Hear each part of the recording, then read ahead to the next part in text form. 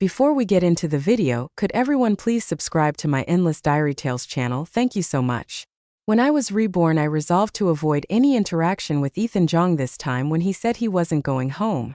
For the holidays, I packed my things and returned to the village by myself when he helped Snowy Lou rent a house next door. I moved out when he decided to stay at school and take a teaching position. I applied to a university in the Northwest. In my previous life, even my 2 children persuaded me to divorce him when I was old. They said it was so that after my death this ill-fated pair could be buried together in peace. As I held the university acceptance letter in my hand, I nearly burst into tears. No one knew I had been reborn at the last moment. I had changed my choice of university to Northwest Industrial University. Even my teacher was puzzled. Didn't you say your fiancé is staying at this school? Why would you go to such a faraway place? Can he wait for you? When she mentioned Ethan, his tall and youthful figure flashed in my mind. To everyone, Ethan seemed out of my league. He was ambitious, handsome, and now even an officer from a military academy. And me, I only had the right to stand by his side because of a childhood engagement. I smiled brightly and replied to my teacher, free love is the trend now. Childhood engagements? That's just feudal nonsense. Perhaps she didn't expect such enlightenment from me. She patted my shoulder with admiration in her eyes as I left school and walked home. Among the crowd, memories of my previous life flooded my mind. I hadn't even attended university back then because in a few days Ethan and I got married. Soon I had children and my education ended there. After Ethan stayed on at the school, he joined the military. From then on we were worlds apart. Outside his career, wherever he went, Snowy Lou from the Arch Troop followed with her daughter. Meanwhile, I was confined to our little home, serving his aging parents, raising our children. I watched my children grow up, first clinging to me, then gradually drifting closer to Ethan. Later, I didn't even know Ethan's marriage to Snowy Lou's daughter had happened until it was over. It was through an old friend's photo of the wedding tea ceremony that I saw Ethan and Snowy smiling tenderly at each other. My son even urged me to divorce Ethan. More than once he'd say, Mom, Dad's been miserable his whole life. If it weren't for you, he and my mother-in-law would have been together already. You two don't belong together. Why can't you let him go? Even my daughter-in-law didn't want to see me, but what could I do? I wasn't willing to let go. I couldn't accept that. When Ethan's parents were bedridden, I cared for them tirelessly, while he was out enjoying life with someone else. I couldn't accept that. When my son was sick with a high fever in the middle of the night, I ran barefoot for miles to get him treated while Ethan was out hosting banku and tutoring someone else's daughter on her homework. I gave up everything for our family, yet all I got was blame for not letting go. I aged prematurely from all the hardship, but even if it killed me, I was determined to take them down with me. What happened after my death was no longer my concern.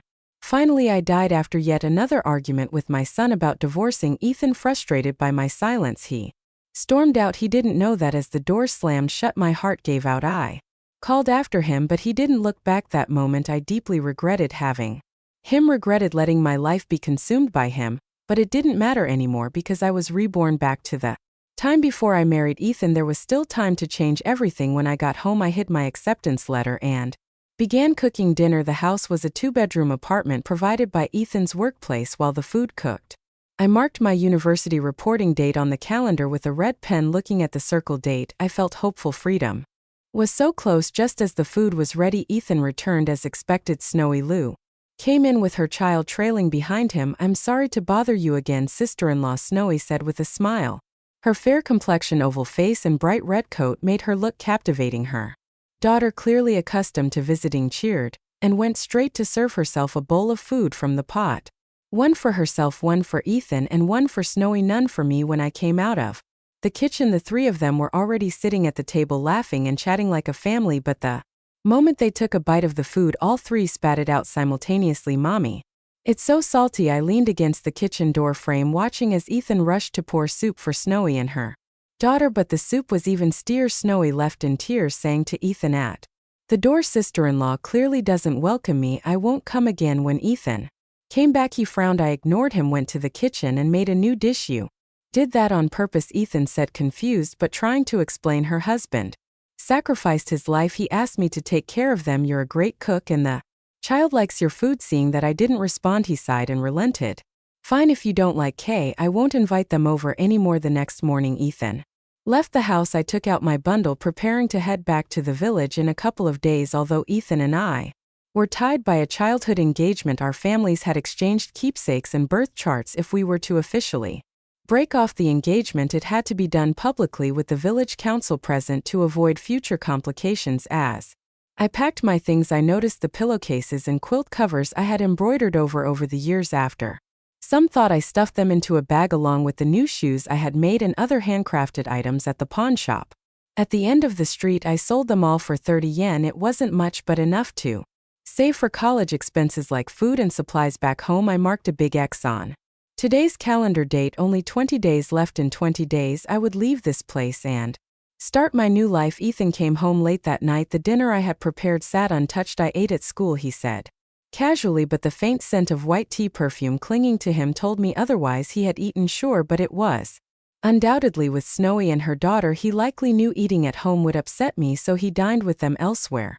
Before coming back silently, I cleared the table and returned to my room. Inside were all my high school books and notes. The room was too small to fit everything, so much of it had been moved to the living room. I began bundling the books in my room with rope, planning to sort through the ones in the living room after Ethan left the next day. Since I was leaving, none of my belongings needed to remain here. As I packed, I heard a knock at the door. I knew it was Ethan. He was always respectful and would never enter my room without my permission. What is it? Called out, unwilling to let him see me packing. There was silence outside for a moment before he said, I've submitted the marriage report. The wedding setting is set for the 9th of next month. Is that okay? The 9th of next month, the same day we had gotten married.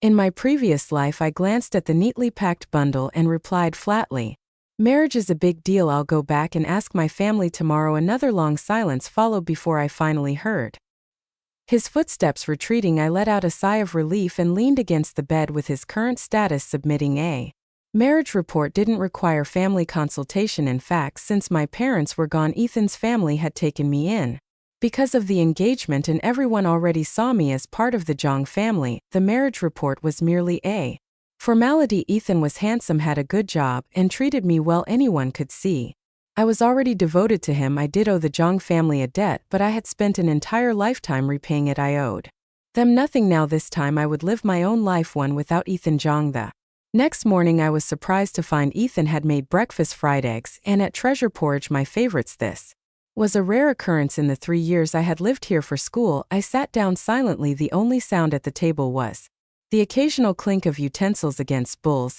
I'll take time off to accompany you back to the village, Ethan suddenly said, breaking the silence. I froze, then instinctively shook my head. I'll drive you. It's not safe for you to go alone, he added, frowning slightly. I was about to find an excuse to refuse when a little girl burst through the door. Daddy, the child with 2 pink butterfly bows in her hair, ran straight into Ethan's arms. Yin, what are you doing here? Where's your mom? Ethan asked, glancing toward the door. The girl hesitated, then peeked at me cautiously. Mom said Auntie doesn't like her, so she didn't dare come.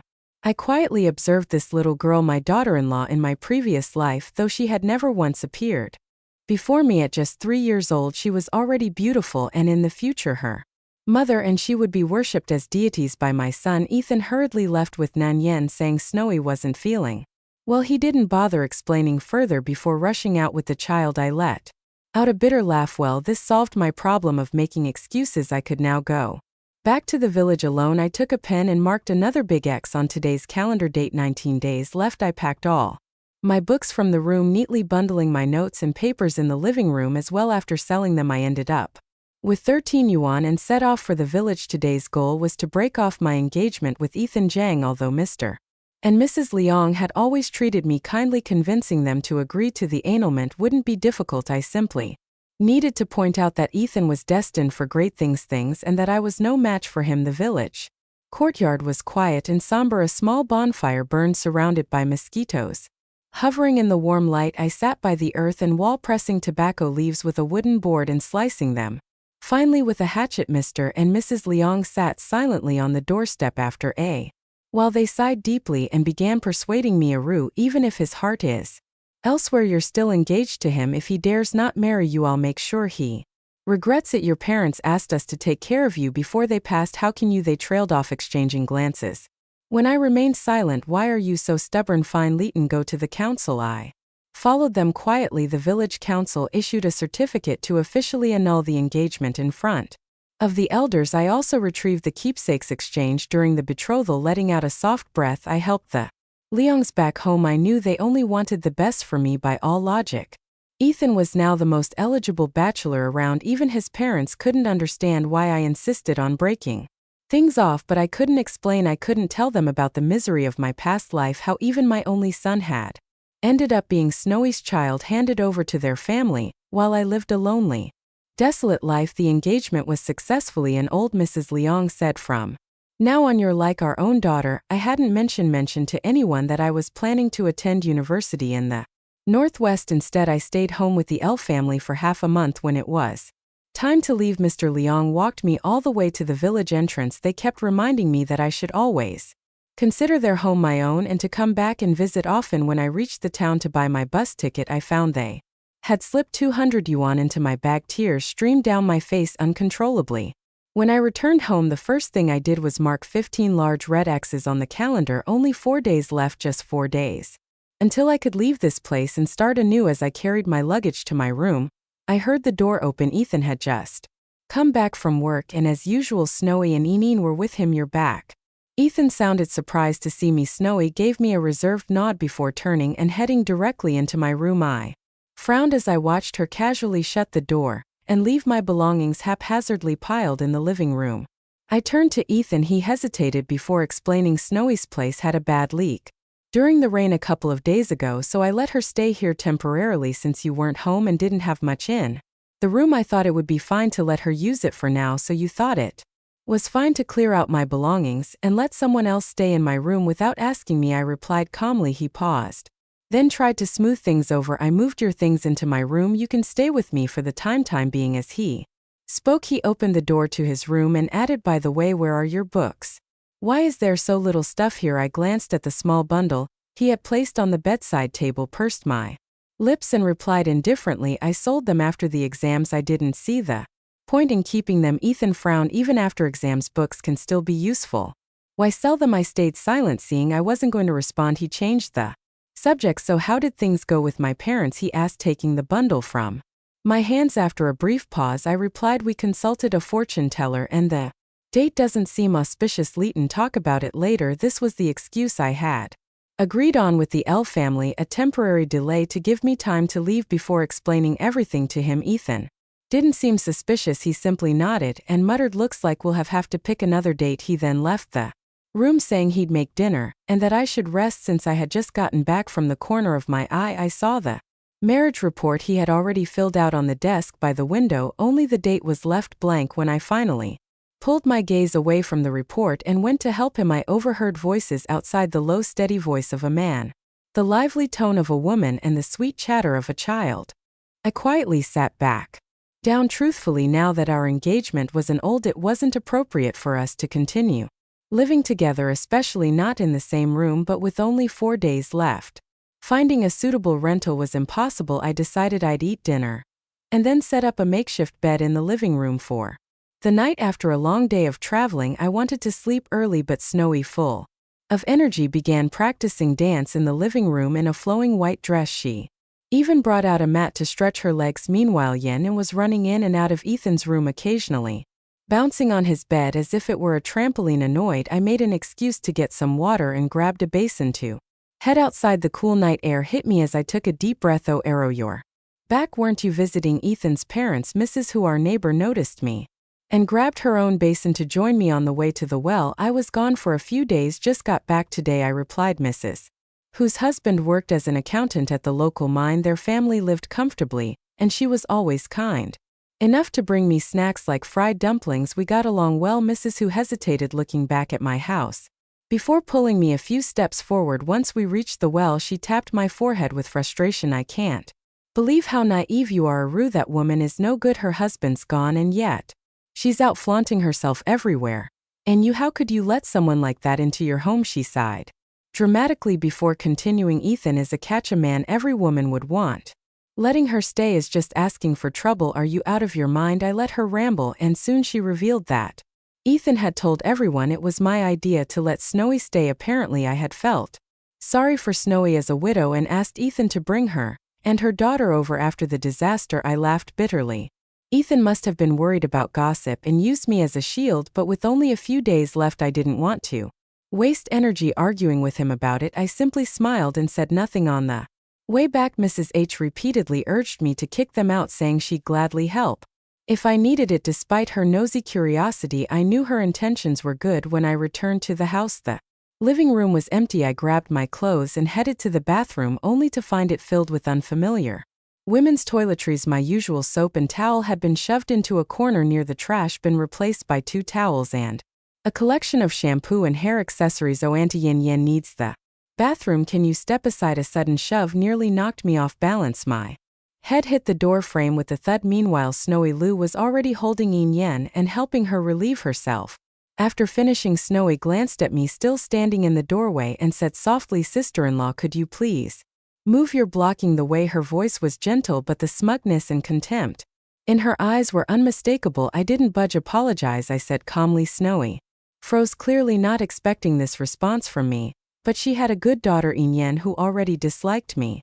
Immediately rushed forward and gave me a hard shove, then burst into tears. "You're bad, you're mean, you're bullying my mom. You're a bad person." Ethan rushed out of his room upon hearing Yin Yan's cries.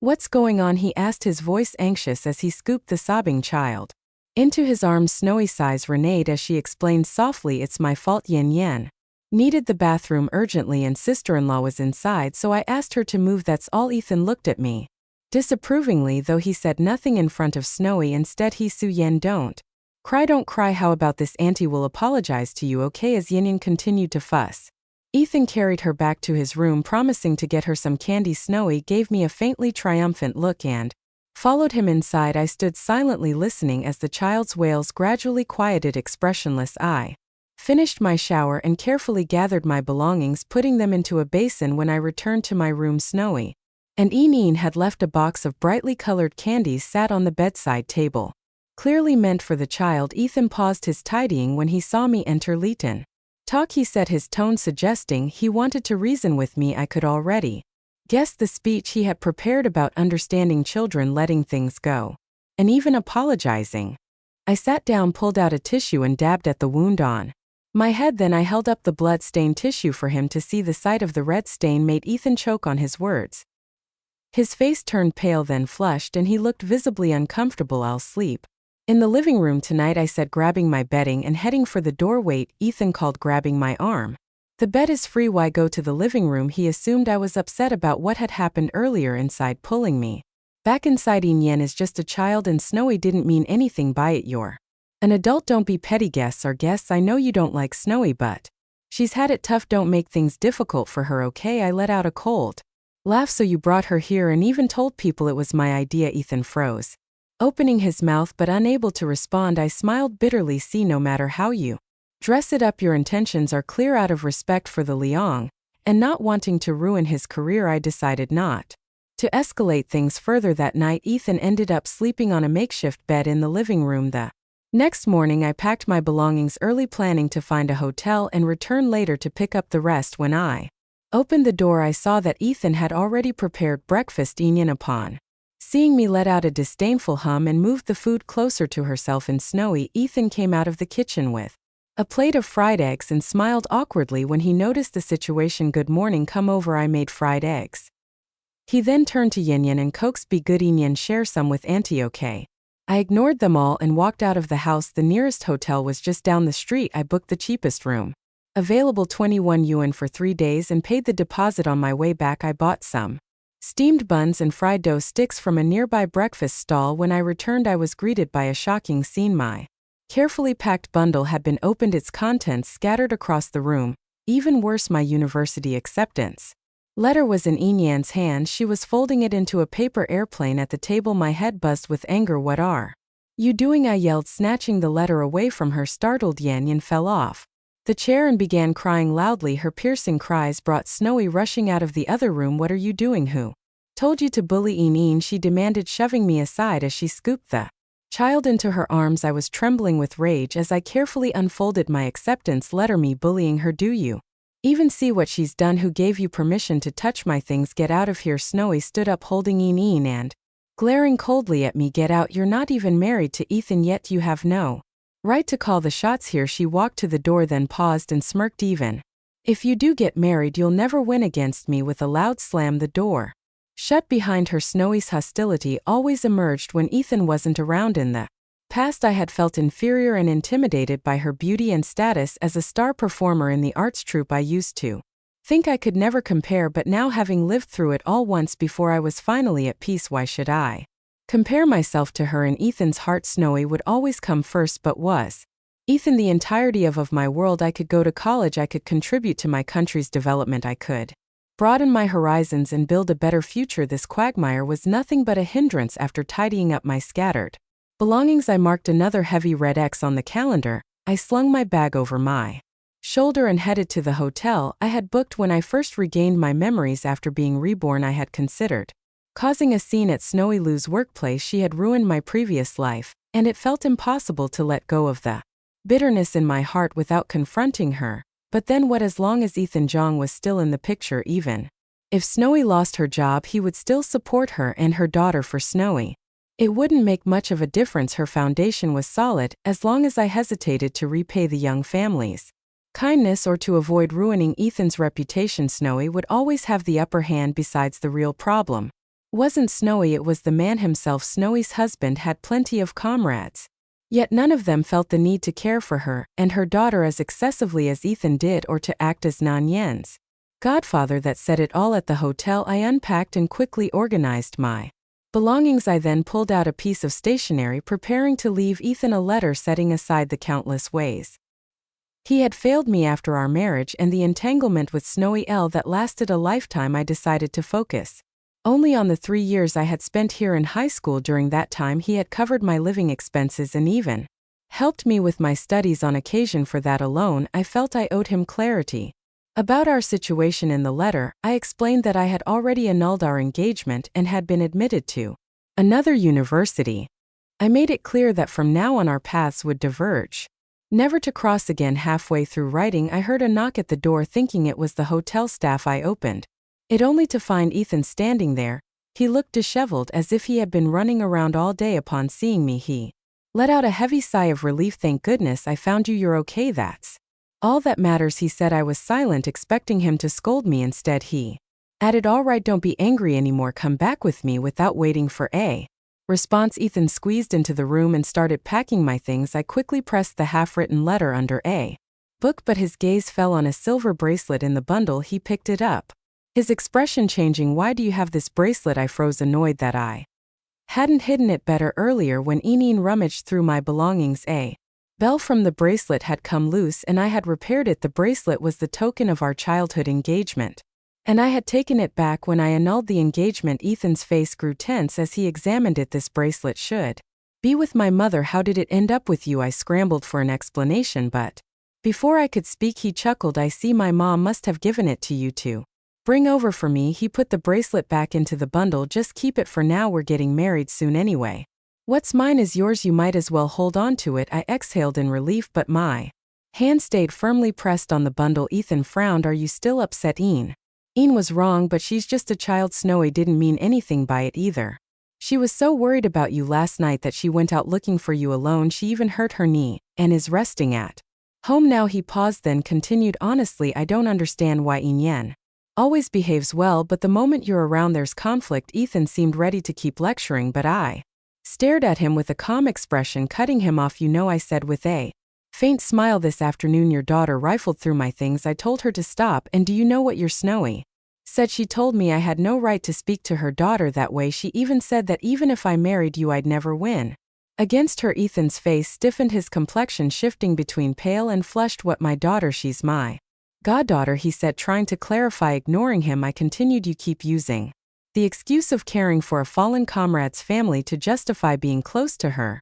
But if your late comrade knew this was how you cared for his wife, do you think he'd rest easy in his grave? My sharp words pierced through Ethan's self-deceptions and his face darkened. He staggered slightly, as if physically struck. After a long pause, he said, Helly, fine, if you're not coming back, stay here and think it over. I'll come back for you in a few days. Then he turned and left in a hurry, almost stumbling in his retreat. I've never thought of abandoning you, he muttered as he left. I'll go file the marriage report when I return. I shut the door behind him, my face emotionless. How Laughable to him, filing a marriage report was some grand favor, a blessing I should be eternally grateful for. The next day, I went to my teacher to collect my train ticket. She had gone out of her way to use her connections to ensure I had a seat. She even gave me the names of acquaintances in the Northwest who could offer some support if needed. I shared lunch with her, then spent the afternoon buying local specialties as gifts for my future roommates at university. On my last night at the hotel, I lay in bed early. I thought I'd toss and turn, overwhelmed with emotions or restless thoughts. Surprisingly, I fell asleep quickly the next morning. I left my letter at the hotel front desk, checked out, and headed to the train station with my luggage. The 2-day train ride was long and bumpy, but I managed to doze off here and there. When I finally arrived at the university, I felt a wave of relief. After completing the registration process, I plunged straight into my studies. Unlike my previous life where I never set foot on a college campus, this time I cherished every moment. Apart from eating and sleeping, I spent all my time either in class or at the library. 3 months into the semester, I received Ethan's first letter. I wasn't surprised. He had tracked me down a month earlier. My teacher had written to tell me that Ethan had visited her and learned where I had gone. His letter declared that he did not agree to the annulment and insisted that I had always been his wife in his heart. He claimed there was nothing between him and Snowy, and assured me that he had already sent her away and would never see her again. He wrote that he was waiting for me to return. Enclosed with the letter was 100 yen. I tucked the letter away without replying, leaving the money untouched. College life was busy, and I had no time for distractions. I originally planned to find a part-time job, although my grades were excellent and I had received a scholarship. My monthly living expenses were still a heavy burden. When my teacher learned of my plan, she scolded me and began sending me 50 on every month. In her letter, she explicitly stated that this was a loan, not a gift. At the end of the letter, she playfully added, "Don't worry, your teacher's wife knows and fully supports this." For some reason, tears suddenly streamed down my face. In my past life, no matter how much pain or regret I endured, I had never cried. I had been consumed by hatred and despair, but never allowed myself to shed tears. Yet now they flowed freely, as if some long-held dam had finally burst. I cried so hard that even my roommates were startled and rushed to comfort me. After that cathartic release, I threw myself into my studies with even greater determination. Ethan's letters arrived monthly, each accompanied by 100 yuan. In the final month of the semester, one of his letters stated, "I know you won't want to come back, but wait for me. I'll come to spend the new year with you." But Ethan never came, and the letter suddenly stopped. Later, my teacher informed me of the reason Ethan had married Snowy Lou. The teacher letter explained that it had caused quite a stir. Ethan had originally applied for a transfer to be near me, but someone accused him of inappropriate relationships since I had already left, and there was no victim to verify the claims. The matter was swept under the rug. However, Snowy lost her job as a result of the scandal, and Ethan had no choice but to marry her. The teacher concluded with a heartfelt remark, "I feel an immense sense of relief for you. You're fortunate to have escaped," and I knew she was right. In this life, I was indeed lucky. I had been given the chance to rewrite my future, to steer clear of the quagmire of my past. A year later, I received another letter from Ethan. The first sentence read, "I'm sorry." He explained that the person who had reported him was actually Snowy herself. When she discovered Ethan's transfer application, she begged him to stay. When he refused, she took drastic measures, betting on her gamble and winning. Ethan admitted that only later did he realize the signed significance of the dates I had marked on the calendar in our Shar department. For the longest time, he had thought those marks represented my anticipation of marrying him. I smiled faintly and burned all his letters. As for the money he sent, I returned it to my teacher, asking her to forward it elsewhere. 2 years later, before I even graduated, I joined the National 2011 project, dedicating my life to my country's development. I no longer looked back. Thund Ethan's side story. The night I heard a row sharp words at the hotel, I was overwhelmed with shock and anger. When I returned home, I locked myself in my room for 3 days, consumed by turmoil. I knew I had made mistakes while waiting for AO to grow up. My heart had strayed. In my repeated efforts to help Snow, I had allowed myself to overlook the fact that I already had a fiancé. Snowy's gentle demeanor and Yen Yen's cheerful innocence had led me to actions that now filled me with shame. After 3 days, I realized with painful clarity that I couldn't live without Aru. I rushed back to the hotel, only to find that I was too late. She was gone. She had left me behind. I asked everyone I could think of, but no One knew where she had gone. Eventually her teacher informed me that she had gone to the northwest. The news was staggering. I thought of the silver bracelet in her bundle, a token of our engagement. I hurried home only to discover that she had formally annulled our engagement. I returned to the apartment we had shared for 3 years. Despondent that night, I drank heavily and Snowy somehow slipped into the room. When she found my transfer application, she caused an uproar in the aftermath. She lost her job and her family confronted me angrily. I had no choice but to marry her, but after the marriage, my friends began distancing themselves from me. I wrote letters to Aru, but she never replied. It was as if she had vanished entirely from my world. Snowy kept a tight watch on me after our wedding. She often caused scenes and my parents disliked her, constantly comparing her to AR. Over time, Snowy became hysterical and paranoid. Opportunities for transfer arose several times, but Snowy always sabotaged them. Each time she accused me of wanting to leave her to reunite with my former fiancé. I could only smile bitterly in silence. Aru would probably feel disgusted to see me now. As the years passed, I watched my peers rise through the ranks while I remained stagnant. Snowy began to mock me, calling me a failure. She wanted another child, but no matter how hard we tried, it didn't happen. In the end, we only had Yan. When Y grew up, she married and had children, but her husband was a violent gambler who cheated on her. Snowy cried daily over their struggles, yet she adamantly opposed Yen's divorce. Whenever Ninen argued with her husband, Snowy would vent her frustrations on me, blaming me for everything. "You're useless," she'd scream. "Why did I ever marry you?" Even Inen resented me, saying if you had a higher position he wouldn't dare treat me this way. I had no response. Eventually Inen ran away after another failed attempt to divorce her husband, only to be dragged back and beaten severely. By then I was too old and powerless to help her. Not long after, Inen took her own life, leaving behind a 6-year-old child. I never imagined that in my old age I would lose my daughter and be left to raise her child. Looking at Yen's child, I could only wonder what had gone so terribly wrong. I slowly recalled that year. It seemed there had once been a young figure by my side, someone whose heart and soul were completely devoted to me. I often couldn't help but wonder if I hadn't gotten involved with Snowy back then. If I had married Ao instead, would things have turned out differently? But when had I lost her, I couldn't even remember anymore. Looking back on my life, I realized how utterly meaningless it had been.